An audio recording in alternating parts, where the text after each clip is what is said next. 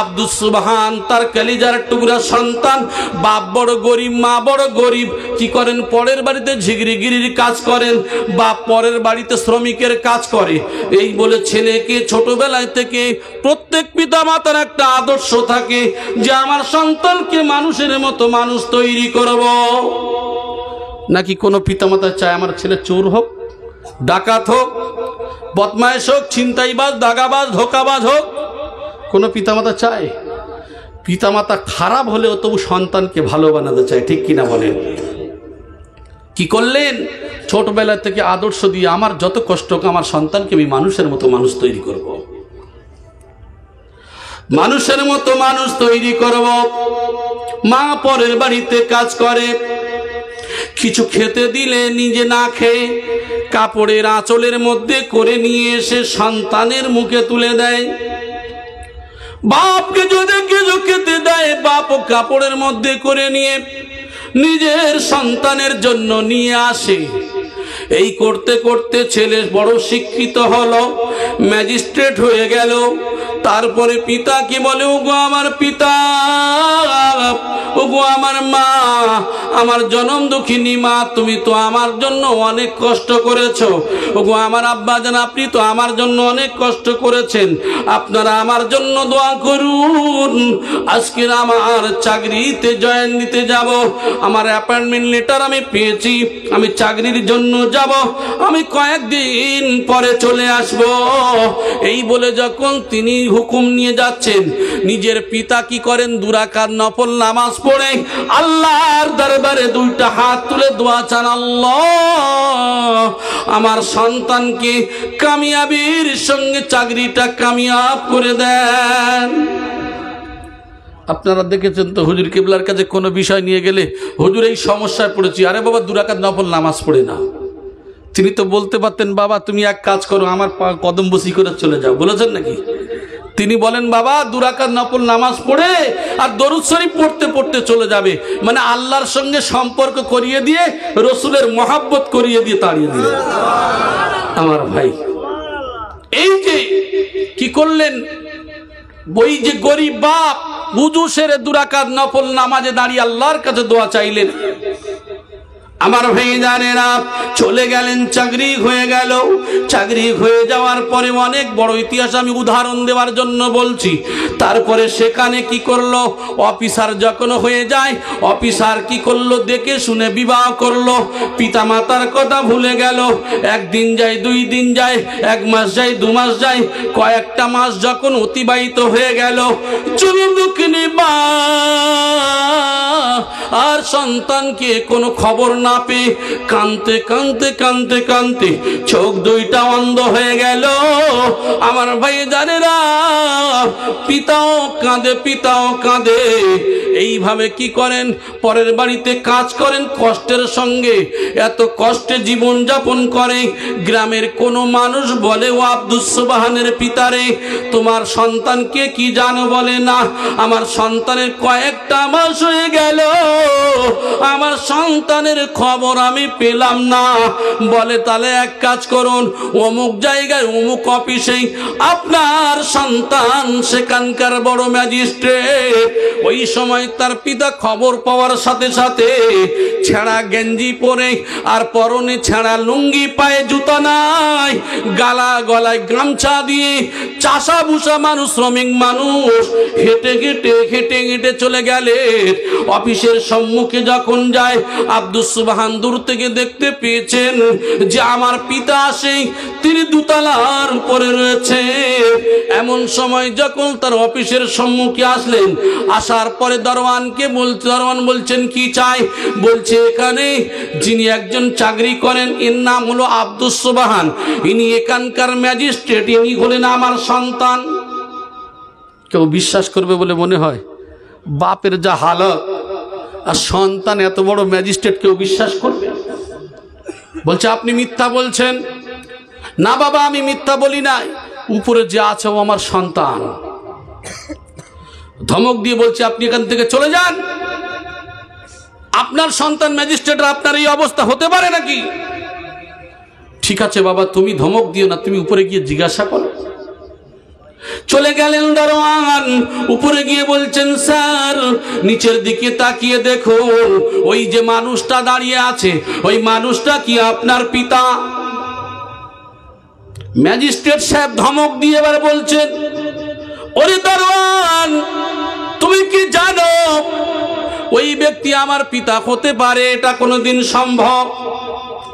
কারণ তো আমার বাড়ির রাখাল। এই কথা যখন বলেন, দারোয়ান নেমে এসে রাগান্বিত হয়ে, স্যার যখন তাকে ধমক দিয়েছেন, ওই ধমকের আঘাতে নিচে এসে নিজের ওই যে গরিব অসহায় পিতার উপরে আক্রমণ করতে করতে ঘাড় ধাক্কা দিতে দিতে নিয়ে আসছে। ওই সময় দুইটা হাত তুলে বলেছিল, ও বাবা, আমার কলিজার টুকরো সন্তান আব্দুস সোবহান, শোন বাবারে, বড় কষ্ট করে মানুষ করেছিলাম, মানুষের মতো মানুষ বানিয়েছিলাম, আমাদের জীবনের একটা আশা ছিল, তবে আমি তোর পিতা এই দুইটা হাত দিয়ে তোরে বড় মহব্বত করেছিলাম, ভালোবেসেছিলাম, তবে আজকে তোর জন্য বদদোয়া দিয়ে গেলাম। ও বাবা, আমি বলে গেলাম তোর চোখ দুটো অন্ধ হয়ে যাবে, কারণ তোর বাপকে দুইটা চোখ থেকেও তুই বুঝতে পারলি না, তারপরে তুই বাড়ির রাখাল বলে দিলি, তোর এই দুইটা চোখ অন্ধ হয়ে যাবে। বাড়িতে চলে আসলেন। আসার পরে বিবি তো অন্ধ, কান্না শুরু করেছেন। স্বামীর কাছে খোঁজ নেবেন, সন্তানের জন্য লালায়িত। বলছে, আমার প্রাণের স্বামী, আপনি যে বলছেন, ওগো আমার প্রাণের স্বামী আমার আব্দুস সোবহান কোথায়? বলছে, কোথায়? সে তো বড় ম্যাজিস্ট্রেট হয়েছে, আমি তার বাড়ির রাখাল। ঘটনাটা খুলে বললেন। আমি ছোট্ট করে দিতে চাইছি।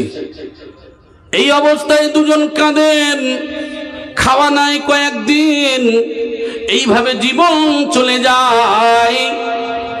আপনারা জানেন বন্দুকের গুলি মিস হয়, মিস হয়ে যাওয়ার সম্ভাবনা আছে, কিন্তু পিতা মাতার দোয়া, বদদোয়া হোক আর সদদোয়া হোক, এ মিস হয় না। আমার সোনার ভাইয়েরা, দোয়াটা আল্লাহর দরবারে কবুল হয়ে গেল। চোখের সামান্য চুলকোনা শুরু হয়ে গেল।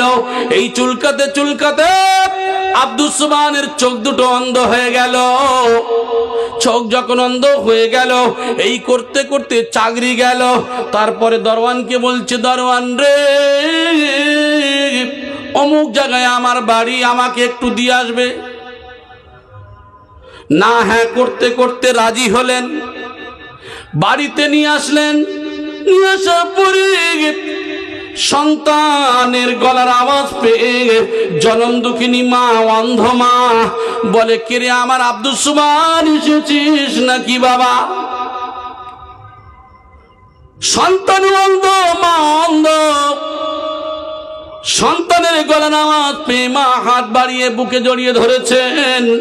মা তো দূরে সরিয়ে দিতে পারে না। পিতা রাগান্বিত হলেন। মা গিয়ে প্রাণের স্বামীকে বলে, ও প্রাণের স্বামী, আপনার সন্তান ক্ষমা চায়, আপনি কি ক্ষমা করে দেবেন না? বলছে, না, আমার দ্বারা সম্ভব নয়। বারবারে কাকুতি মিনতি করেন। হুন্না লিবাসুল্লাকুম ওয়া আনতুম লিবাসুল্লাহুন্না। স্বামী হলো বিবির গায়ের জামা, আর বিবি হলো স্বামীর গায়ের জামা। প্রাণের বিবি বারবার অনুরোধ করে, কাকুতি মিনতি করে, বলে, আমার প্রাণের স্বামী গো, সন্তান ভুল করতে পারে, কিন্তু আপনি পিতা তো ভুল করতে পারেন না, আপনি তাকে ক্ষমা করে দিন।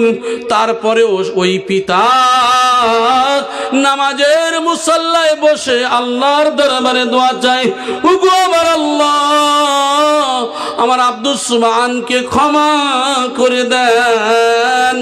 আল্লাহর দরবারে দোয়া কবুল হয়ে গেল। জোরে বলেন সুবহানাল্লাহ। একটু সালাম পৌঁছাবো আর গায়ে গায়ে চেপে বসবো আমরা প্রত্যেক উঠে দাঁড়াই। ইয়া নবী সালাম আলাইকা, ইয়া রাসূল সালাম আলাইকা, ইয়া হাবিব সালাম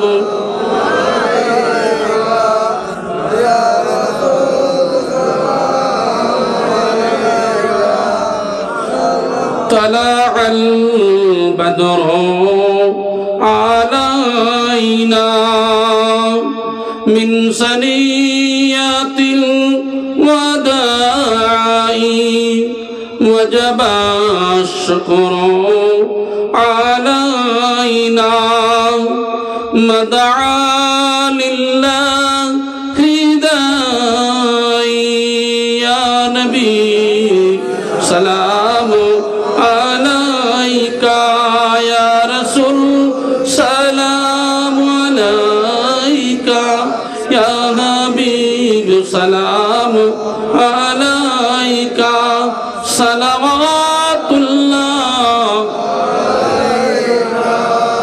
أشرق البدر علينا واقتفت منه البدور مثل حسنك ما رأينا قط يا وجه سروري يا نبي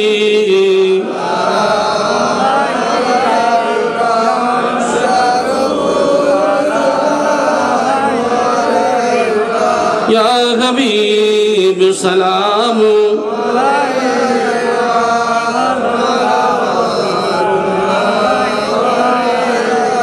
জিবরাইল দিলেন যে আওয়াজ খুলে দাও আসমানের দুয়ার করিতে আল্লাহর ও দিদার এসেছেন নবীদের সরদার ইয়া নবী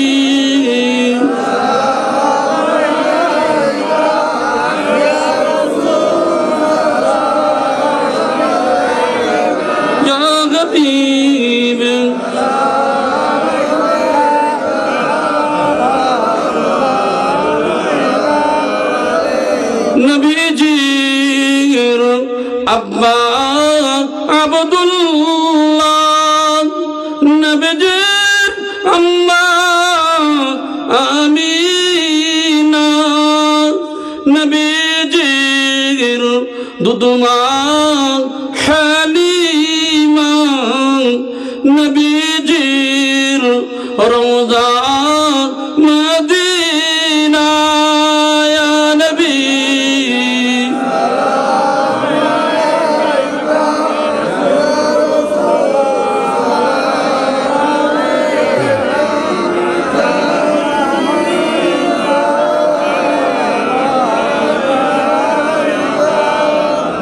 ইমাম সালাম আমার আই নবী সালাম লাও সাবার আই হাবিব সালাম লাও বাংলার আমরা যে অদম গুনহগার ইয়া নবী سلام يا رسول سلام عليك يا حبيب سلام عليك صلوات الله عليك يا رب صل دائما وسلم بلغ الأولى بكماله كشف الدجى بجماله حسنت جميع خصاله صلوا عليه وآله এই সম্পর্কের একটা ওলি আল্লাহর ঘটনা আছে, তবে আমি সেদিকে যাচ্ছি না। আমার যে বলার উদ্দেশ্য হলো, এই পিতামাতার প্রতি সৎ ব্যবহার যদি না হয়, আপনার বাড়িতে আমার বাড়িতে আমি যত মাজারে যাই, যত পীরের সেবা করি, যত হজে জানার, যত ভালো কাজ করেন, দুনিয়ার যত ভালো কাজ করেন, আপনার বাম্মা যদি একটু কষ্ট পায়, আপনার ইবাদত সব ধ্বংস। তাই বলা হলো আগামীকাল দিনগত করে রাতে সবাই নামাজ পড়বে, এমনি কোনোদিন পড়ুক আর না পড়ুক, সবে বরাতে মসজিদে ভর্তি হয় না, হয় না? বলে আজকের ভাগ্য পাল্টাবে তো, বলে না, বলে না, যা সারা বছর নামাজ পড়েনি ভাগ্য পাল্টাতে মসজিদে যাচ্ছে। ফেরেশতারা জানে না কবরে যাওয়ার পরে দেবে ঠিক মতো ট্যাবলেট টাইট করে দেবে, বুঝতে পেরেছেন? আমার ভাই জানেরা, সারা জীবন নামাজ পড়ে নাই, রোজা রাখে নাই, পিতা মাতার জীবনে কোনদিন একটা আপেল কিনে এনে দেয় নাই, আঙ্গুর কিনে এনে দেয় না, ও ভাগ্য পাল্টাতে যাবে। তাই তো বলা হলো, আল্লাহর নবী জানিয়ে দিলেন যে মসজিদে গিয়ে যত তুমি কাঁদা কাটা করো না কেন, তোমার ইবাদত আমার আল্লাহ কবুল করবে না। ও আমার ভাই জানেরা, ওই ব্যক্তির ইবাদত ওই রাতে কবুল হবে না যে হলো ঘুষ খায়, ওই ব্যক্তির ইবাদত আল্লাহর দরবারে কবুল হবে না। তার মধ্যে মদ্যপায়ীর কথাও বলা হয়েছে। যারা তওবা করে আবার চালাকি করে, তওবা করে আবার চালাকি করে, আল্লাহর সঙ্গে ধোঁকাবাজি করে, এমন মানুষ আছে যারা কি করে, ঘুষ খায়। এই সমস্ত মানুষদের দোয়া আল্লাহ কবুল করবেন না। একটা মানুষ আপনি দায়িত্বে আছেন, শুধু একটা সই মেরে দিলে চাকরি হয়ে যায়। কি করে? বলে চা পানির কিছু ব্যবস্থা করো। চা পানির ব্যবস্থা, মিষ্টির ব্যবস্থা করতে বলেছ, 5-10 কেজি মিষ্টি কিনে এনে যদি দেয়, বলে না এ মিষ্টির কথা বলেনি। বলে কোন মিষ্টি? বলে 1,05,000 টাকা নিয়ে আয়। ওর মিষ্টি খরচ যদি 1,05,000 টাকা হয়, তাহলে কত বড় শুকনো হারাম করে। জি, ওর মিষ্টি খরচ, চা খরচ যদি 5 লাখ টাকা হয়, ও কি করেছে? শুধু একটু গদিতে বসেছে, একটা শুধু টানা সই মেরে দিলেই তার চাকরি হবে। সেও তো তার মতো ছিল, সেও তো গরিব ছিল। দায়িত্ব যখন পেয়ে গেল, গরিবের কথা ভুলে গেল। আছে না নাই? দায়িত্বের অপব্যবহার যে করবে, দায়িত্ব সঠিক পাওয়ার পরে যদি সে না সঠিক জায়গায় সঠিক পাবে কাজে লাগায়, ওই ঝুনো পাপী যত দোয়া করুক না কেন, কোনো কিছুই হবে না। আমার ভাই, এরকম করে বহু কথা উল্লেখ করা হয়েছে। তাহলে আগামীকাল যদি আমরা আল্লাহর কাছে ইবাদত করতে পারি, আমরা যদি এই জমিন থেকে নিয়ে আসমান পর্যন্ত গুনাহ করি, আল্লাহ যদি চান আমাদের গুনাহ মাফ করে দেবেন, বলে ইনশাআল্লাহ। আমার ভাই, এইবার আমি যে আয়াতে কারিমা পড়েছি, আমি বিক্ষিপ্তভাবে কিছু কথা বলবো, কারণ এর মধ্যে তো আপনার এখানে তো কোনো মজলিস নাই। আমি সর্বপ্রথম যে আয়াতে কারিমা পাঠ করেছিলাম, কুতিবা আলাইকুমুস সিয়াম কামা কুতিবা আলাল্লাযীনা মিন ক্বাবলিকুম লাআল্লাকুম তাত্তাকুন। তোমাদের উপরে এই রমজানের রোজাকে ফরজ করা হয়েছে, যেমনি ভাবে তোমাদের পূর্বপুরুষদের উপরে ছিল, যাতে তোমরা আত্মসংযম হও, তোমরা মুত্তাকি হও। এই রোজা, এই সিয়াম শব্দের অর্থ কি? বিরত থাকা। সিয়াম শব্দের অর্থ বিরত থাকা। এখন বিরত কোন দিক থেকে কোন দিকে থাকবেন? বিরত বলতে কি বোঝায়? রোজা যেটা আমরা বলি, এটা তো ফার্সি শব্দ।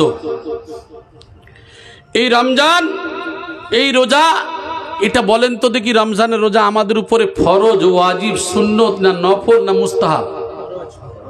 ফরজ। তাহলে এই ফরজ রোজা না করলে আমাদের কোনো সমস্যা আছে নাকি? হ্যাঁ, আমরা তো অনেকে কি করি, অনেকেই ইচ্ছাকৃত সমস্যা থাকলে রোজা রাখতে চাই না। কিছুই নয়, বলে আমার গ্যাস হয়, অমুক হয়, তমুক হয়। অথচ আপনারা অনেকেই জানেন, পুশিদা হুজুর কেবলা যখন ছিলেন সবল সিংহপুরী রহমতুল্লাহ আলাইহি, তার কাছে যাওয়ার পরে, হুজুর আমি রোজা রাখতে পারি না, আমার এই সমস্যা আছে। আরে বাবা, তুমি ভোরবেলা সেহরি খাও না গো, সেহরি খাও, তুমি রাখো, যদি না পারো তুমি পরে ভেঙে দেবে।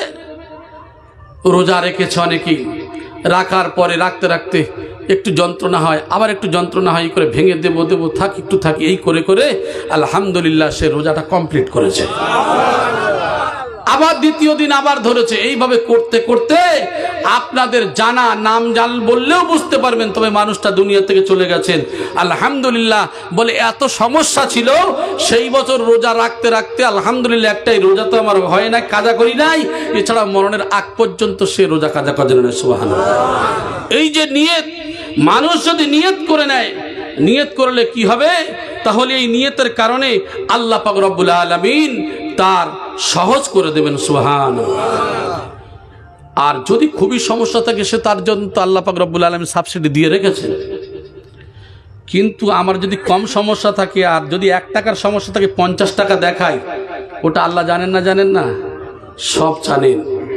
এই রোজাটা যে ফরজ হয়েছিল, এই রোজাটা যে আমাদের উপরে যে ফরজ হয়েছে, বলেন তো কি কোন হিজরিতে? 2য় হিজরিতে এই রোজা শুরু হয়। অন্যান্য নবীদের সময় ছিল, এক একটা সিস্টেমে ছিল। আমার ভাই জানেরা, তাই আল্লাহ পাক রব্বুল আলামিন বলছেন, ইয়া আইয়ুহাল্লাযীনা আমানু কুতিবা আলাইকুমুস সিয়াম কামা কুতিবা আলাল্লাযীনা মিন ক্বাবলিকুম লাআল্লাকুম তাত্তাকুন।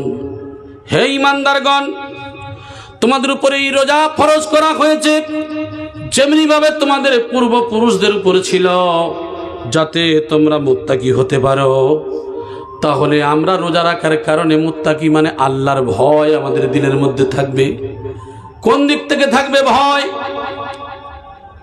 আমার ভাই জানেরা, সর্বদিক থেকে আল্লাহর ভয় দিলের মধ্যে রাখতে হবে। আমরা জানি একটা মানুষ সারাদিন বিড়ি খায়, একটা মানুষ সারাদিন বিভিন্ন কথাবার্তা গালিগালাজ করে, একটা মানুষ সারাদিন পানাহার করে, বিভিন্ন কাজে লিপ্ত থাকে। কিন্তু ওই মানুষটা রমজান যখন আসে, ওই মানুষটা বেহুদার মতো চলতে পারে বলে মনে হয়? চলতে পারে না। তাহলে বোঝা যায় মানুষটা মুত্তাকি। জোরে বলেন সুবহানাল্লাহ। আল্লাহর ভয় আছে বলে তো করে। আবার এক শ্রেণীর ঝুনো পাপী আছে, সেরা কি বলে আল্লাহর দিকে ভয় নাই, বান্দার দিকে ভয় করে কি করব? ও 2টো সিগারেটের জায়গায় 4টে খেয়ে বসে থাকে। নাই, তবে আপনাদের এলাকার কথা বলছি না। আল্লাহর দিকে ভয় নাই, মানুষের দিকে ভয় করে কি করব? তাহলে আল্লাহকে ভয় করে না। আমার ভাই জানেরা, তাই আল্লাহ পাক রব্বুল আলামিন বলেন, শাহরু রমাদানাল্লাযী উনজিলা ফীহিল কুরআন হুদাল লিন-নাসি ওয়া বায়িনাত মিনাল হুদা ওয়াল ফুরকান ফামান শাহিদা মিনকুম শাহরা ফালইয়াসুমহু। আল্লাহ পাক রব্বুল আলামিন কি বলেছেন? এই রমজান হলো সেই মাস যে মাসে এই কোরআন নাজিল করা হয়েছে। জোরে বলেন সুবহানাল্লাহ। আগামীতে যে রমজান মাস আসছে, এই রমজান মাস, এই মাসে এই কোরআন নাজিল হয়েছে। আমার ভাইয়েরা, এইটা যে কোরআন আল্লাহ পাঠালেন, এটা কি মানুষের জন্য হেদায়েত, হেদায়াতের জন্য আল্লাহ পাঠালেন। হুদাল লিন-নাস, এই মানুষের জন্য হিদায়াতের জন্য পাঠানো হয়েছে, এবং এটাই হলো পথ প্রদর্শক। এই কোরআন আমাদের পথ দেখাবে। এই কোরআন আমাদের মনে করি শুধু খতম দেওয়ার জন্য এসেছে, না না, এই কোরআন আমাদের পথ নির্দেশক। এটাই হলো আমাদের হিদায়াতের বাণী। অতএব হে মানুষ, আমাদের কি করতে হবে? এই যে সত্যের বাণীর দিকে লক্ষ্য করে দেখেন, এই কোরআনের মধ্যে বলা হয়েছে এটাই এমন পথ নির্দেশক। এটা হলো বাতিল আর সত্য আর মিথ্যার মধ্যে পার্থক্যকারী এই কোরআন। জোরে বলেন সুবহানাল্লাহ। আমার ভাই জানেরা, হক বাতিলের পার্থক্য রয়েছে কোরআনের মধ্যে। কোরআনের এই জন্য করে একটা নাম হলো ফুরকানুল হক। ফুরকান বলা হয়েছে কেন? পৃথককারী। কিসের? সত্য মিথ্যার পৃথক, হক বাতিলের পৃথক। আমার ভাই, জায়েজ না জায়েজের পৃথক রয়েছে এর মধ্যে। তাহলে এই কোরআন কাদের জন্য করবে? হেদায়েত দেবে।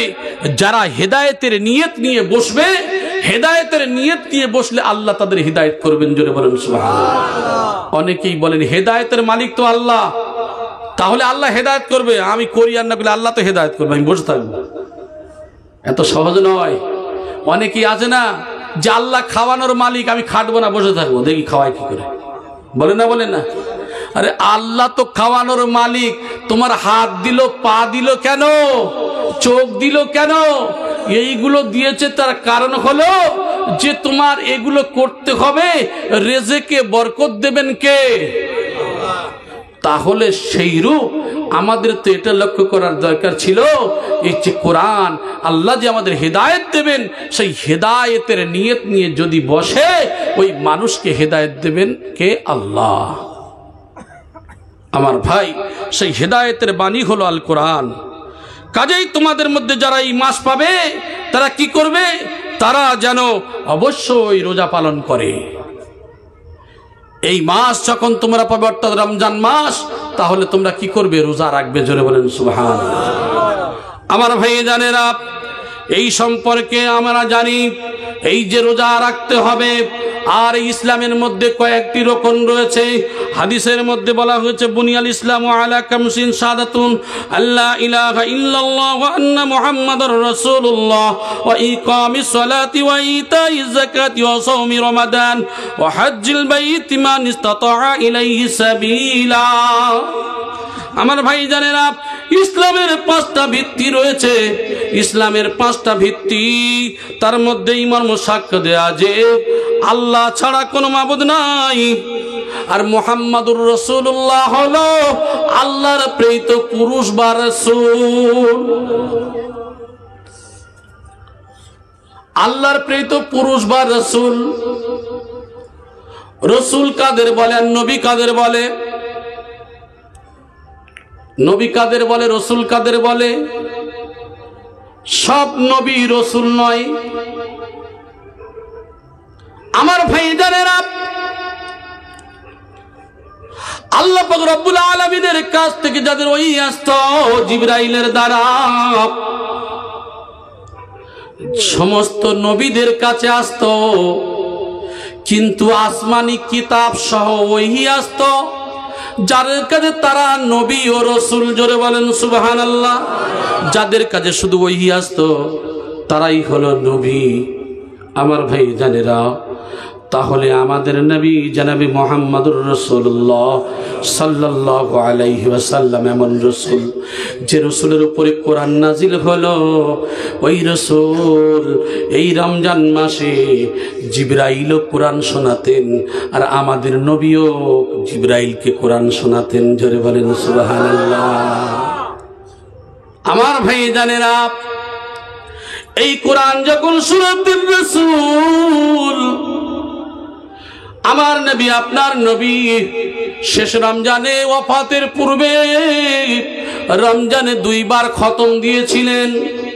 যে নবীর কোনো গুনাহ নাই, যে নবীর পাপ নাই, যে নবী মাসুম, সেই নবী রমজানে 2 বার খতম দিল। আর আমরা হলাম নবীর বান্দা, আমরা হলাম নবীর উম্মত। আমরা এত নেককার, এত আল্লাহওয়ালা, কোরআন খোলার তো সময় নাই। আরে কোরআন খোলা তো দূরের কথা, কোরআনও পড়তে জানি না, আছে না নাই? কোরআন পড়তে জানি না, আর চেষ্টাও তো করি না। এই যে ঘটনা আমাদের মৌলানা সাহেব বললেন, আমার ভাই জানেরা, যে ঘটনাটা বললেন, একজন বুজুর্গর ইতিহাস। একজন মৌলানা আর একজন সাধারণ বুজুর্গ কোরআন জানতেন না। কোরআনের আয়াতের নিচে প্রত্যেক দিন গোসল করে এসে কোরআন জানতেন না, তাই কোরআনের ওই পৃষ্ঠাতে হাত বুলাতেন, বলতেন, আল্লাহ তুমি যা বলেছো সত্য বলেছো, তুমি যা বলেছো সত্য বলেছো, তুমি যা বলেছো সত্য বলেছো। এই বলতে বলতে প্রত্যেক দিন তিনি কোরআন খুলে গোসল করে আর কোরআন খুলে পড়তেন। ওই মৌলানা সাহেব তার ওই যে আপনার চাকরির অ্যাপয়েন্টমেন্ট লেটারটা পড়ে গিয়েছিল, ওই চাকরির অ্যাপয়েন্টমেন্ট লেটারটা যখন সেখানে যাওয়ার পরে খুঁজে পান নাই, আবার মহল্লার মানুষকে ডেকে এনে ওই চিঠিটা বার করে নিয়ে গেলেন। যাওয়ার পরে, সেখানে যাওয়ার পরে তারপরেও দেখতে পেলেন কবর খোঁড়ার পরে যে ফুলের বাগানের মধ্যে শুয়ে আছে। জোরে বলেন সুবহানাল্লাহ।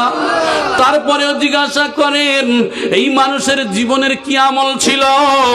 পাড়ার লোকেরা বলতেন, তো বোকা মানুষ, বব্বর মানুষ, কিছু বুঝতেন না। তার বাড়িতে গেলেন, যাওয়ার পরে বলছেন, মা আপনার স্বামীর জীবনে কি এমন আমল ছিল?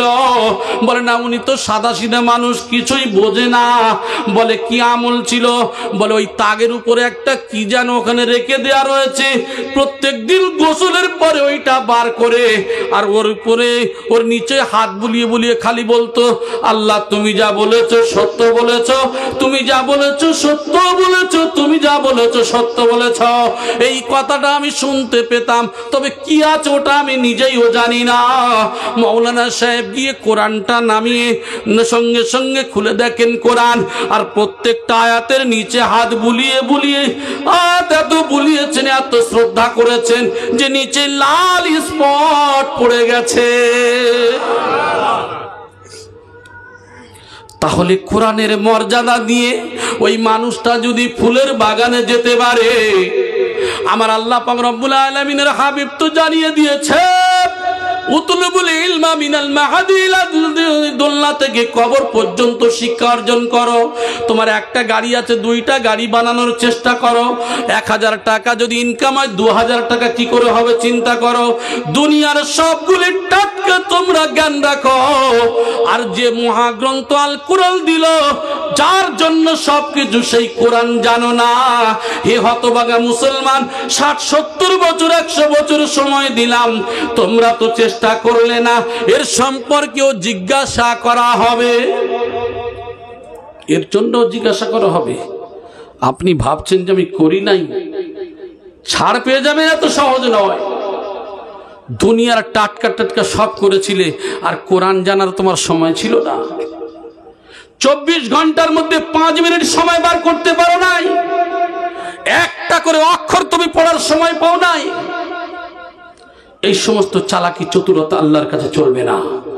যে কোরআন আমাদের নবীর উপরে নাজিল হলো, তাহলে সেই কোরআন আমাদের কাছে হলো একটা শ্রেষ্ঠ বাণী।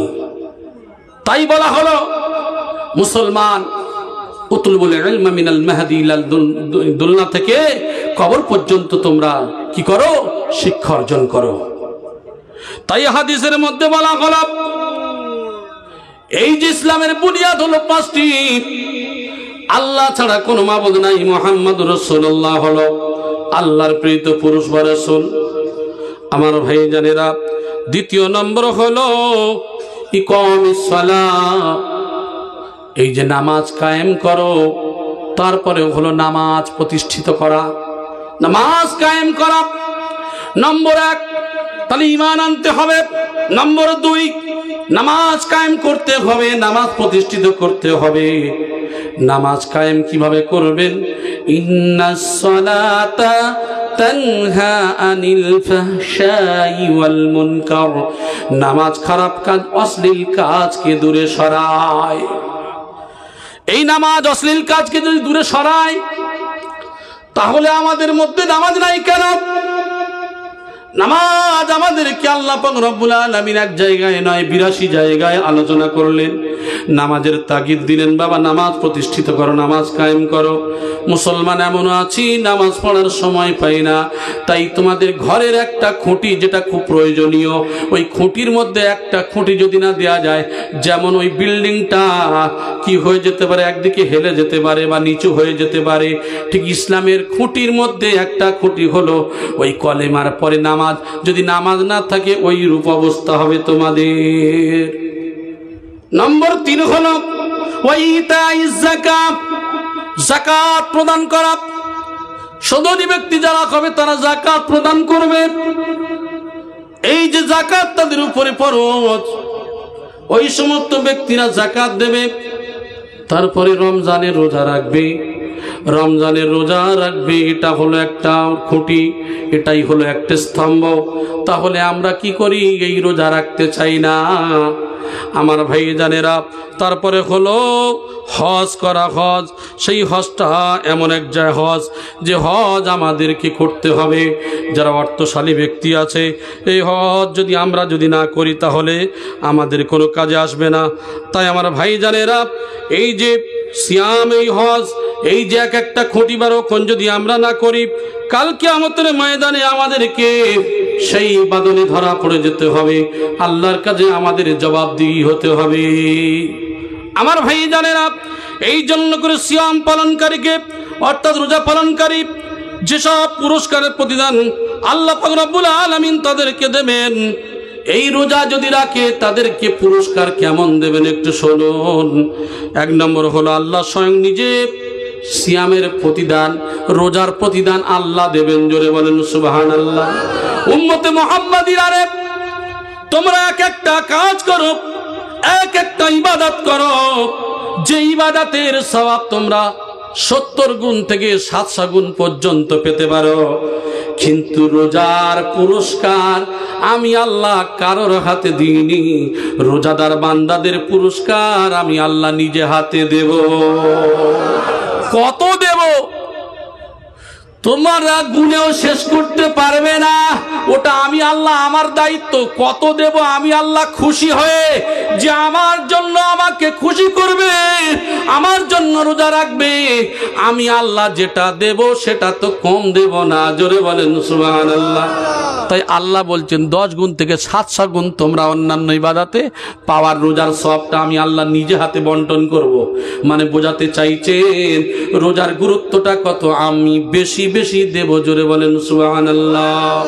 আমার ভাই জানেরা, তাই বলা হলো হাদিসে কুদসির মধ্যে এসেছে, কুল্লু আমালি বানি আদম লাউ ইল্লা সিয়াম ফাইন্নাহু লিওয়ানা আজজি বিহি।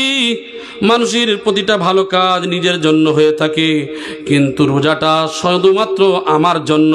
অতএব এই জন্য করে আমি আল্লাহ আমার জন্য যারা রোজা রেখে দেবে, আর আমি আল্লাহ তাদের প্রতিদান দিয়ে ভরিয়ে দেব, তাদের উজরত আমি দেব, তাদের পুরস্কার আমি দেব। আমার ভাই জানেরা, এই জন্য করে বলা হয়েছে 1 নম্বরের মধ্যে। নম্বর 2 হলো সিয়াম অতি উত্তম নেক আমল। কেমন উত্তম নেক আমল? আবু হুরায়রা রাদিয়াল্লাহু তাআলা আনহুর বর্ণনা, ইয়া রাসূলুল্লাহ মুরনি বিআমালি ক্বালা আলাইকা বিসসাওমি ফাইন্নাহু লা আদলা লাহু। যে আল্লাহর রাসূল সাল্লাল্লাহু আলাইহি সাল্লাম আমাকে একটি উত্তম আমলের কথা বলুন, আমাকে একটি আমলের কথা নির্দেশ দিন। আল্লাহ রাসূল সাল্লাল্লাহু আলাইহি সাল্লাম বললেন, তুমি সিয়াম পালন করো, তুমি রোজা রাখো, কারণ এর সমমর্যাদা সম্পন্ন কোনো আমল নেই। রোজা এমন একটা আমল, রোজার সমপরিমাণ আমল একটাও আমল আর পাওয়া যাবে না।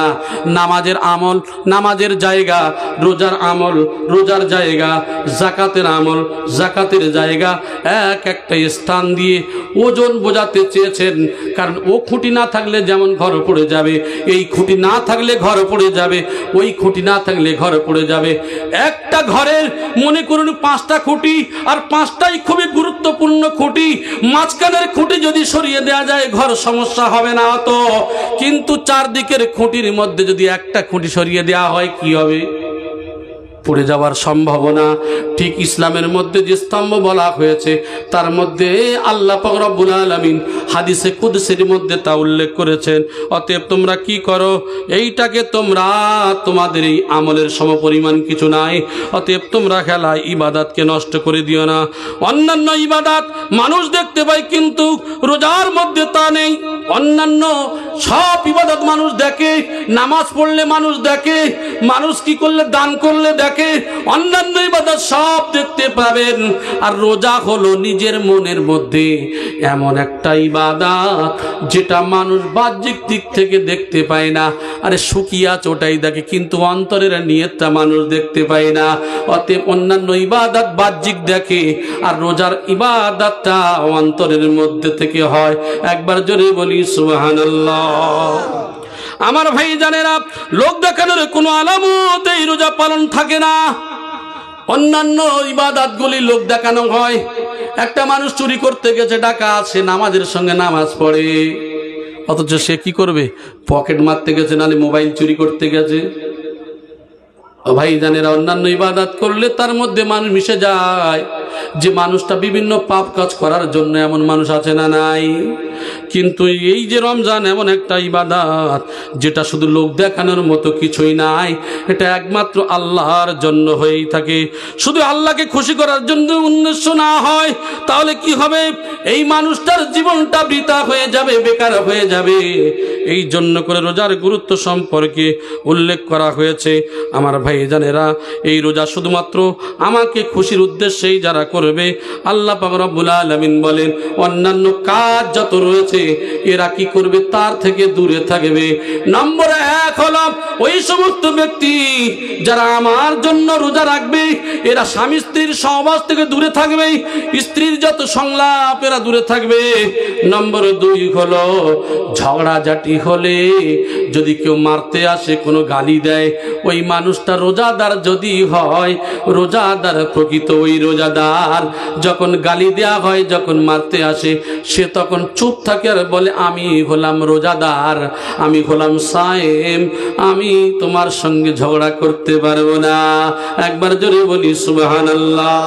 কিন্তু বলা হয়েছে মানুষ যখন রোজা রাখে জান্নাতের দরজা খুলে দেয়া হয়, জাহান্নামের দরজা বন্ধ করে দেয়া হয়।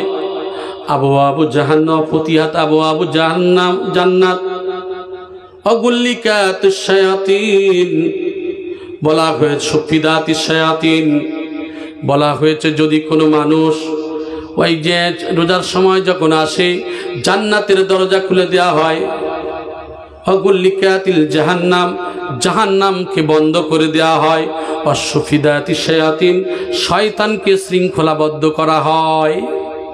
তাহলে জান্নাতের দরজা খুলে দেয়া হলো, জাহান্নামের দরজা বন্ধ করা হলো, শয়তানের শিকলে বাঁধা হলো। এবারে বলেন শয়তানের যদি শিকলে বাঁধা থাকে তাহলে রোজার মাসে বেশি গন্ডগোল করে না? করে না?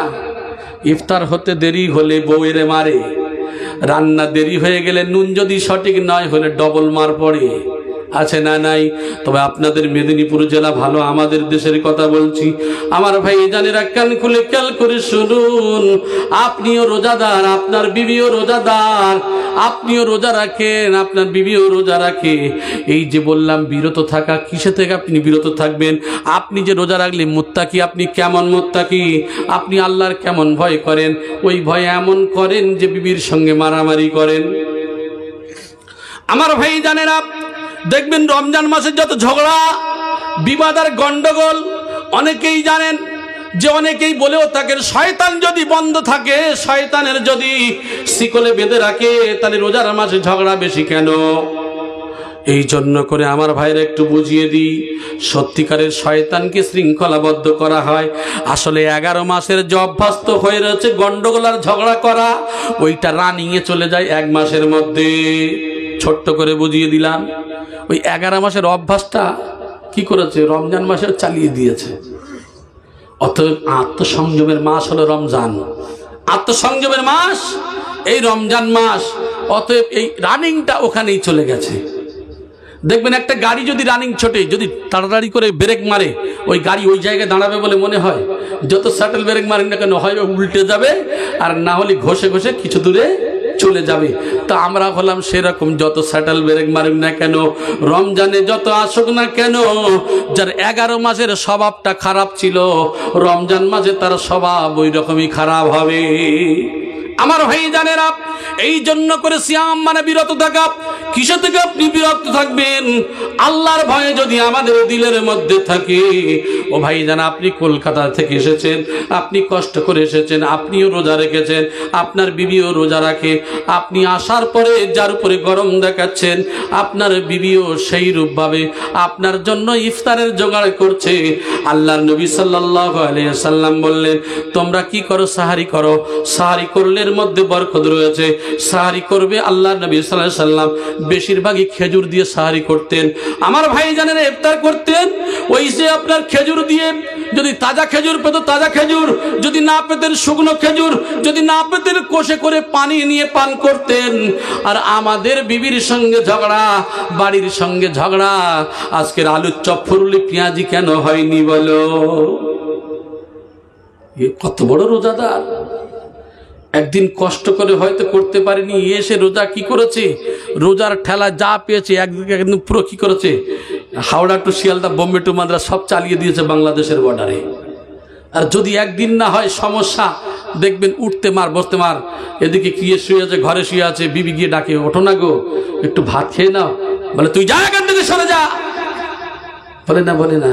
তারপরেও বিবি কি করে আস্তে আস্তে করে আবার কাকতি মিনতি করে ডাকে। আপনার বাড়ির যাকে আপনার জামা বানিয়ে দিল, সেই স্ত্রী আপনার কত সুন্দর করে মধুর মুখ দিয়ে ডাকে, আর আপনি কি করেন, তাকে ধমক দেন। কিন্তু আপনার থেকে বেশি কষ্ট করেছে ওই মহিলা, ঠিক কিনা? যদি তাকে নিয়ে অনুধাবন না করেন, আল্লাহ পাক রব্বুল আলামিন কাউকে কষ্ট দিয়ে কোনো ইবাদত করতে বলে নাই। প্রত্যেক ইসলামের প্রত্যেক কাজটা রয়েছে এক একটা হকের উপরে, জোরে বলেন সুবহানাল্লাহ। আপনার প্রতি যেমন স্ত্রীর হক, স্ত্রীর প্রতি আপনার হক আছে। আল্লাহর নবী সাল্লাল্লাহু আলাইহি সাল্লামের ইতিহাস আমি বলেছিলাম। আল্লাহর নবী যখন বাড়িতে আসতেন, তরকারি তৈরি করতে দেরি, আল্লাহর নবী সাল্লাল্লাহু আলাইহি ওয়াসাল্লাম নিজে হাতে তরকারিগুলো কেটে দিতেন, জোরে বলেন সুবহানাল্লাহ। আর আমাদের বাড়িতে যদি কোনো স্বামী তরকারি কেটে দেয়, যদি ইফতারের জোগাড় করে দেয়, বলে ইয়ে হলো কি মেয়েদের ভেড়ুয়া, বলে না সুন্নতগুলো ভেড়ুয়া বলে না। তবে আপনাদের এলাকায় নয়, আপনাদের এলাকায় স্বামী স্ত্রী ভালো মিল আছে। আমাদের 24 পরগনার কথা বলে, যদি বউয়ের হাতে কেউ কাজ করে বলবে ভেড়ুয়া। আমার ভাই, আপনার দায়িত্ব স্বামী স্ত্রীর মহাব্বত। স্ত্রীর যদি শরীর খারাপ হয়, আমি তো মাঝে মাঝে কিছু কথা বলি, মানে যন্ত্রণার রুগী আমি যখন দেখি, তো একটা ওষুধ দিয়ে বলি এই তেলটা মালিশ করে দেবে। কে করে দেবে? বলে আমার বাড়িতে তো কেউ নেই। আমি বলি তোমার স্বামী নাই? বলে স্বামী থাকলে কি হবে, বলা যায়? আর যদি স্বামীকে বলা যায় তুমি তেল দেবো, তখন লজ্জা করে মুখটা ঘুরিয়ে দেয়। বলছি কেন? তোমার বউ যদি তার শরীরে যদি যন্ত্রণা হয়, তা অন্যজন এসে তেল মালিশ করবে না, তুমি করে দেবে? কোনটা? আমার ভাই, ইসলাম কি শিক্ষা দেয়? আমরা এটা কি নিয়ে লজ্জার পাত্র বানাই। কিন্তু স্ত্রীর শরীর অসুস্থ হলো স্বামীর দায়িত্ব। স্বামীর যদি শরীর অসুস্থ হয়, স্ত্রীর দায়িত্ব, ঠিক কিনা? আমরা মনে করি স্বামীদের সব খেদমত করবার, স্ত্রীরা যদি বিপদে পড়ে ওদের কিচ্ছু করার দরকার নাই। ইসলামের শিক্ষা দেয় নাই। রাসূলুল্লাহর আদর্শ ফলো করুন। আপনি যে রোজা রাখবেন, রোজার শুধু তরিকা বলতে বলতে এখন মোটামুটি 1 থেকে 2 মাস আলোচনা করলে শেষ হবে না। আমি তো হাদিস পড়তে পড়তে আমি যা দেখতে পাচ্ছি, এ তো বলতে গেলে আপনার রাত পার হয়ে যাবে। আগামী কাল তো আবার নামাজ ইবাদতের ব্যাপার রয়েছে। আমার ভাই, এই জন্য করে আমি আপনাদের কষ্ট দিতে চাচ্ছি না, তবে আমি কয়েকটা বলে আমি ছেড়ে দিচ্ছি, কারণ আমাদের এইগুলি লক্ষ্য করতে হবে। এই যে রোজার এক একটা বিধান যে রয়েছে, আমরা জানি, আমরা অনেকে কি করি, ভুলে আমরা কোনো কিছু খেয়ে ফেলি। কয়েকটা মশলা নিয়ে আমি আপনাদের সাধারণভাবে বলে দিচ্ছি। ভুলে কিছু খেয়ে ফেললাম, খাওয়ার পরে এখন মনে উঠেছে, চিন্তা করছে, যাও তুমি খেয়ে নিয়ে যখন তুমি রোজা ভেঙে দাও। অনেকে বলে না, এই তুই খেয়ে নিয়ে যখন রোজা ভেঙে গেছে, জান রোজা ভাঙবে না। কারণ যদি আপনার খাওয়াটা যদি খেতে খেতে যদি মনে ওঠে, তাহলে যেটা মুখের মধ্যে আছে বার করে ফেলে দেবেন। হ্যাঁ, আপনি কুল্লি করে নিলেন, তাহলে আপনি যতটুকু খেয়েছেন ওই খাওয়াটা খাইয়েছে কে? অতএব আপনার এর জন্য কোনো সমস্যা নেই। পেট ভরে গেলেও আলহামদুলিল্লাহ, খাইয়েছে কে? আল্লাহ। অতএব আপনি ওখান থেকেই রোজা রেখে দেবেন, আপনার জন্য কোনো সমস্যা নেই। কিন্তু ইচ্ছাকৃত মাল খেয়ে বলছে আমার মনে নেই, আস্তাগফিরুল্লাহ। অন্তরের খবর জানে না, এও খবর আল্লাহ জানে, তো সে ধরা পড়ে যেতে হবে। আমার ভাই, এই জন্য করে মুখ ভরে যদি বমি হয়, ইচ্ছাকৃত অনেকে কি করলো, মুখের ভিতর হাত পুরে দিয়ে বমি করে। এই যে গ্যাসের সমস্যা হচ্ছে, মুখের ভিতর হাত পুরে দিল, দিয়ে বমি করলো, এমন অভ্যাস অনেকের আছে। ইচ্ছাকৃত কোনো কাজ করলে সমস্যা, আর যদি কোনো কাজ অনিচ্ছাকৃত কিছু কাজ আছে যেগুলো হয়ে যায়, তাহলে কোনো সমস্যা নেই। আমার ভাইজান, এটা হলো এক কথায় রোজা হলো আত্মসংযম। রোজা হলো আত্মসংযম। আত্মসংযম বলতে বিরত থাকা। কিসে থেকে বিরত থাকবেন? আপনার চলা, বলা, ওঠা, বসা, আচার আচরণে সব দিক থেকে আপনার একটু লক্ষ্য করে দেখেন তো। রমজান মাস রহমত, বরকত, নাজাতের মাস, ধরে বলেন সুবহানাল্লাহ। একটা মানুষ কি করে, সারা বছর কোনো সময় মসজিদে এত লোক হয় না, রমজান মাসে লোক ভরে যায়, যায় না। অন্য সময় ইবাদত করতে পারে না, রোজার মাসে মানুষ বেশি বেশি ইবাদত করে। জোরে বলেন সুবহানাল্লাহ। ও ভাই জানেরা, এই রমজান মাস এমন একটা রহমত বরকতের মাস। অন্য সময় মানুষ যা খায়, যাই হোক গরিব হলেও তবু একটা দুটো আপেল কোনোদিন না কোনোদিন কিনে এনে খায়। এইটা হলো আমার আল্লাহর দেওয়া পুরস্কার। জোরে বলেন সুবহানাল্লাহ। আমার ভাই জানেরা, এই রোজা হলো এমন একটা রোজা, আমরা অনেকেই মনে করি পেট পুরে না খেলে যদি আমরা ইফতার করি, ওই ইফতারটা যদি পেট ভরে না খাই হয়তো রোজা হবে না। না না না না আমার ভাই জানেরা, এক কোষ পানি খেলেও, খেজুর খেয়ে হলেও যদি আপনি আঙ্গুল চুষেও ইফতার করেন, আপনার ইফতারটা হয়ে যাবে। আমার ভাই জানেরা, তবে ইফতারটা যখন করবেন ওই ইফতারটা যেন হালাল পয়সায় হয়। সারা মাস রোজা রেখেছি, সারা মাস রোজা রাখার পরে আমি যে ইফতারটা খাচ্ছি, কার ইফতার? সলিহুদ্দিন কাকার ইফতার খাচ্ছি। সে জীবনে নামাজ পড়ে না। সে কি করে? সুদের কারবার করে। কলকাতার নিউ মার্কেটে একজন বিহারি মুসলিম এসে আর ইফতার নিয়ে বলছে যে আমি এখানে ইফতার দেব। তখন পুশিদা হুজুর কিবলা ছিলেন সবল শিবপুরী রহমতুল্লাহ আলাইহ, বলছে বাবা এখানে কারো তো ইফতার নেওয়া হয় না গো বাবা। জানালা থেকে মুখ বাড়ি বলছে বাবা এখানে কোনো ইফতার নেওয়া হয় না। বলে कैसा दरबार है, হ্যাঁ ইফতার নেই লেতা হয়। তার ভাষাতে সে বলছে যে কি এমন জায়গা যে ইফতার নেবে না কেন? তো বিহারিরা সব ভর্তি হয়ে গেছে। কেন সত্যিকার তো ইফতার একটা মানুষ দেবে, নেবে না কেন? একদম হই হট্টগোল শুরু হয়ে গেছে। তো তখন বলছে বাবা, হুজুর কিবলা তো মিষ্টি মিষ্টি কথা বলেন, তো বলতেন বাবা আগে বাবা হে ইফতারটা যে হয় তোমরা তো জানো বাবা হালাল পয়সায় করতে হয় গো। সারা মাস সারাদিন এই যে শুকিয়ে থেকে আল্লাহর হুকুম মতো ইফতারটা একটু পানি হালাল হলেও সেটা আলহামদুলিল্লাহ। আর যদি হারাম সারাদিন থেকে যদি হারাম খেয়ে ফেলি রোজাটা বাবা নষ্ট হয়ে যাবে। আচ্ছা বাবা ও যে তর্কতর্কি করছে, ঝগড়া করছে, বাবা ওর কারবারটা কি আছে শোনো না গো। ও কি করে শোনো না। বলে মেরা শরাব কা কারবার হ্যায়। নাউজুবিল্লাহ আস্তাগফিরুল্লাহ। সে বলছে কেন? আমার মদের ব্যবসা। বলে ভাই দেখেছেন বাবা, দেখেছেন ও মদের ব্যবসা, ওই পয়সায় ও কি করবে, ও ইফতার এনে ও এখানে হাক্কানি আঞ্জুমানে দেবে। আমার ভাই এই যে মানুষ সবাই, আমি উদাহরণ দিয়ে থাকি যে মৌমাছি একই ফুলের মধু খেয়ে সে কি হয়, মৌমাছি ফুলের মধু খেয়ে তার পেটে গিয়ে আপনার মধু তৈরি হয়। আর বলতা যে হলুদ থাকে দেখেছেন, সে গিয়ে কি করেন ওই ফুলের মধু খেয়ে তার পেটে বিষ তৈরি হয়। মানুষ সবাই, কিছু মানুষ অনুধাবন করে, ইবাদতের পক্ষে চিন্তা করে, ফিকির করে, ভালো না খারাপ, সত্য না মিথ্যা। এই যে ব্রেন, আকেল, জ্ঞান, বুদ্ধি দিয়ে মানুষ যদি একটু ফিকির করে বুঝতে পারবে যে সত্যিকারের তো যদি একটা মানুষ হালাল উপায়ে সে যদি সারাদিন কষ্ট করে রোজায় আল্লাহর হুকুমত থেকে যদি ইফতারটা হালাল পয়সায় হয়। আপনার তো বলেনি এত কালিয়া কোপ্তা বিরিয়ানি অমুক তমুক খেতে হবে, এমন কথা বলেনি। হালাল পয়সায় হালাল উপার্জনে হলেও কিছু না একটু পানি খেয়েও ইফতার করলে আলহামদুলিল্লাহ খুশি হবে কে? আল্লাহ। আমার ভাই এই কথাই ওলি আল্লাহ বলেছেন। সেই একই সিলসিলা মৌজুদা মাস্টার সাহেব গদ্দি নসির হুজুর কিবলা দামাত বারকাতুহুম মাদ্দাজুল আলিয়া, তিনি সেই একই কথা বলছেন। আমার ভাই একই কথা তিনি বলে যাচ্ছেন। তাহলে আমরা কি করব? অবশ্যই আমাদের দায়িত্ব এবং কর্তব্য হলো এটাই যে একমাত্র আমাদেরকে ওই রোজাগুলি রাখতে হবে সেইভাবে যতটুকু আল্লাহ জোটাবেন। একটা খেজুর হোক, একটু পানি হোক, আমাদের যতটুকু একটা শসা হোক, আল্লাহ যা জোটাবেন তার উপরে আলহামদুলিল্লাহ। ও ভাই জানেরা, আমার আল্লাহ পাক রব্বুল আলামিন এইটুকু যখন আমরা শুকরিয়া করব, লা ইন শাকারতুম লাজিদান্নাকুম ওয়া লা ইন কাফারতুম ইন্না আযাবি লাশাদীদ। বান্দা আমার নিয়ামতের শুকরগুজারি করবে, আমি আল্লাহ তোমাদের নিয়ামতকে বাড়িয়ে দেব।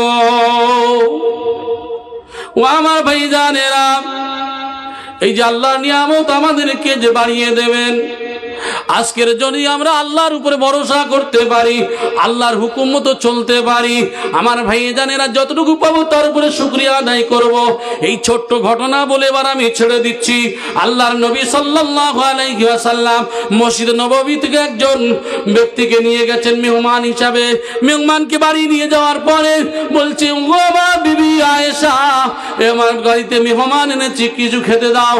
আল্লাহর কসম করে বলি, ইয়া রাসূলুল্লাহ, আমার বাড়িতে পানি ছাড়া আর কিছু নাই। আল্লাহ নবী সাল্লাল্লাহু আলাইহি সাল্লাম বলেন, আমার সাহাবীরা, তোমরা কি কেউ মেহমানদারি করবে? বলে, হ্যাঁ ইয়া রাসূলুল্লাহ, আমি করব। এমন একজন ব্যক্তি মেহমানদারি করার জন্য নিয়ে গেলেন। নিয়ে যাওয়ার পরে বলছে, প্রাণের স্বামী গো, আমার বাড়িতে 2টা বাচ্চার মাত্র 2টা রুটি রয়েছে, আমাদের কোনো খাবার নাই। স্বামী বলছে, ওদের ঘুম পাড়িয়ে দাও। ঘুম পাড়িয়ে দেওয়া হলো। 2খানা রুটি নিয়ে মেহমানের সম্মুখে দিয়ে বললে, তুমি রুটিটা দিতে গিয়ে আর তুমি বাতিটাকে বন্ধ করে দেবে, লাইটকে বন্ধ করে দেবে। লাইট বন্ধ করে দিল আর মেহমান খেতে শুরু করলো। মেজবান শুধু হাতটা নিয়ে মুখে তোলে, কিন্তু খাবার নাই। অন্ধকারে মেহমান পেট পুরে খায় আর মেজবান বসে বসে শুধু হাতটা ইশারা করে তোলে। এই কথাটা রাসূলের কাছে যখন গিয়ে বলেন, ইয়া রাসূলুল্লাহ, ইয়া হাবিবাল্লাহ, হুজুর গতকাল রাতে এই অবস্থা হয়েছে। আল্লাহর নবী মুচকি মুচকি হাসে আর বলে, ওরে আমার সাবিরে, তুমি যে কাজটা করেছো গত রাতের কাজে আমার আল্লাহ এত খুশি হয়ে গেছে যে জিবরাইলের দ্বারা আমাকে খবর দেয়া হয়েছে। তাহলে বোঝা যায় মেহমানের মেহমানদারি করার মধ্যে যে ছেলে খেতে পাবে না, নিজেরা 2জন খেতে পারেনি, কিন্তু মেহমানের খাইয়ে দিয়েছে। তারা কত কষ্ট ত্যাগ করেছে, তবুও তামিজ করেছেন সত্য আর মিথ্যার, ভালো আর খারাপের। আল্লাহ তার থেকে আমাদের অনেক ভালো রেখেছেন। বলেন তো, ছেলে মেয়ে খেতে পায় না, ফ্যামিলিতে খেতে পায় না, এরা মানুষ আছে বলে মনে হয় এখন? আলহামদুলিল্লাহ, আল্লাহ অনেক ভালো রেখেছেন। কিন্তু এখন যে কোরআন নাজিল হলো এই রমজান মাসে, বলছে যে হক বাতিলের পার্থক্য করার জন্য, হক আর নাহককে পার্থক্য করার জন্য। এর নাম হলো ফুরকান। সত্য আর মিথ্যাকে পার্থক্য করার জন্য, জায়েজ না জায়েজ, হারাম হালাল, যত রকম 2টো পার্ট রয়েছে, এগুলি পার্থক্য করার জন্য সেই কোরআন নাজিল হলো এই মাসে। আর এই মাসের রোজা রাখলাম, সেই পার্থক্য বুঝতে পারি নাই কোনটা হারাম আর কোনটা হালাল। নদিয়ার এক জায়গায় মজলিস করতে গিয়ে আমাদের হাফেজ সাহেব বলতেন একটা কথা, যে বলছে এরা যে বলে হারাম হারাম হারাম, কি হারাম? এ তো আপেল, কলা, লেবু, হ্যাঁ এই সমস্ত জিনিস। বলে, হ্যাঁ আপেল, কলা, লেবু, শশা সব দেখতে পাচ্ছেন, আপনার চোখে আপনি এগুলো দেখছেন। আপনার অন্তর চোখ যদি খোলা থাকতো, আপনার যে অবৈধ পয়সার মাল, ওটা আপনি কাঁকড়া দেখতে পেতেন, কুচে দেখতে পেতেন, ওটা পায়খানা দেখতে পেতেন। আপনি আপনার স্বচক্ষে দেখছে ওটা আপেল, কলা, লেবু, কিন্তু আপনার অন্তর্চক্ষু যদি খোলা থাকতো, তাহলে আপনি দেখতে পেতেন ওটা কি। অবৈধ পয়সার মাল খুব সাবধান। আল্লাহ পাক রব্বুল আলামিন যেন আমাদের প্রত্যেকের, আমরা হালাল পয়সায় ইনশাআল্লাহ ইফতার দেওয়ার চেষ্টা করব আর ইফতার খাওয়ার চেষ্টা করব বলি আল্লাহুম্মা আমিন। আমার ভাই, আল্লাহ পাক রব্বুল আলামিন এই সামনে রমজানুল মুবারক যে আসছে, আল্লাহ পাক রব্বুল আলামিন যেন সঠিকভাবে, সঠিক পন্থায়, আল্লাহ যেভাবে খুশি হয়, রসুল যেভাবে খুশি হয়, রসুলের তরিকা অনুযায়ী কামেল মুর্শিদের দোয়ার বরকতে আল্লাহ পাক রব্বুল আলামিন যেন আমাদের রমজানের 1 মাসের রোজাকে রাখার তৌফিক দান করেন। আমিন সুম্মা আমিন। ভাষার মধ্যে, বলার মধ্যে যদি কোনো বিয়াদবি হয়, আল্লাহর ওয়াস্তে ক্ষমা করবেন। ও আখিরু দাওয়ানা আনিল হামদুলিল্লাহি রাব্বিল আলামিন। একবার উচ্চ আওয়াজে দরুদ শরীফ পড়েন, আল্লাহুম্মা